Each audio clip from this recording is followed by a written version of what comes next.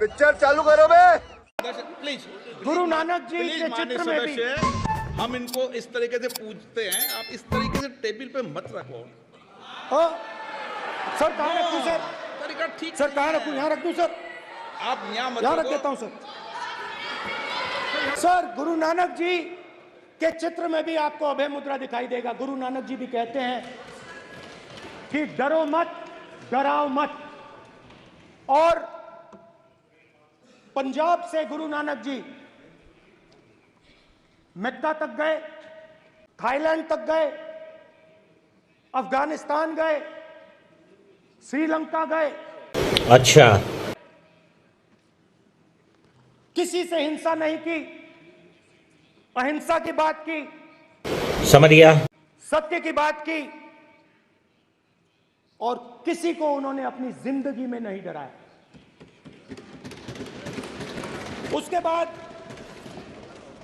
Jesus Christ की image देखिए, मेरा यीशु यीशु, मेरा यीशु यीशु, उसमें भी आपको अभय मुद्रा दिखाई देगा। जीसस क्राइस्ट की इमेज में भी अभय मुद्रा, डरो मत, डराओ मत। और जीसस क्राइस्ट ने कहा कि अगर आपको कोई थप्पड़ मारता है तो दूसरा गाल दिखा दो। जिस राह पे तुम चल रहे हो बेटा, एक दिन बुरी तरह फंसोगे। उसके बाद बुद्ध भगवान, अभय मुद्रा,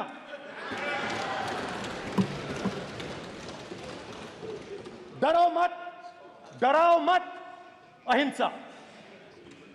मतलब, और अंत में महावीर, डरो मत, डराओ मत, अभय मुद्रा। मतलब हिंदुस्तान के इतिहास में 3 फाउंडेशनल आइडियाज हैं। मोदी जी ने अपने भाषण में एक दिन कहा कि हिंदुस्तान ने किसी पर आक्रमण नहीं किया। उसका कारण है क्योंकि यह देश अहिंसा का देश है। यह देश डर का देश नहीं है। तो हमारे सारे के सारे महापुरुषों ने अहिंसा की बात की, डर मिटाने की बात की। डरो मत, डराओ मत, डरो मत, डराओ मत।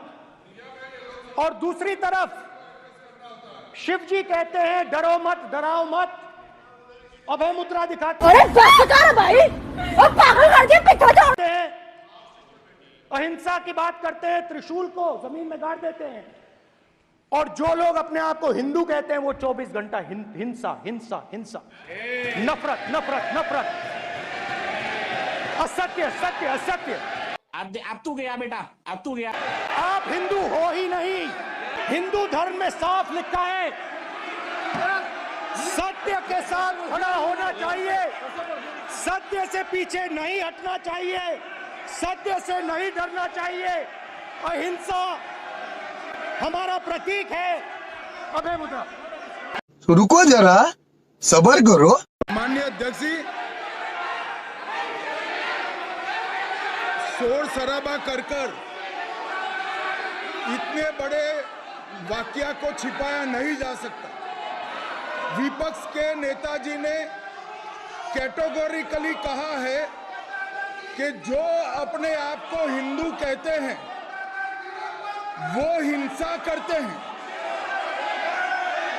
मैं फिर से रिपीट करना चाहता हूं, उनका वाक्य था जो अपने आप को हिंदू कहते हैं वो हिंसा की बात करते हैं, हिंसा करते हैं। मान्यवर, इस देश में शायद इनको मालूम नहीं है, करोड़ों लोग अपने आप को गर्व से हिंदू कहते हैं, गर्व से हिंदू कहते हैं। क्या वो सभी लोग हिंसा की बात करते हैं, हिंसा करते हैं? हिंसा की भावना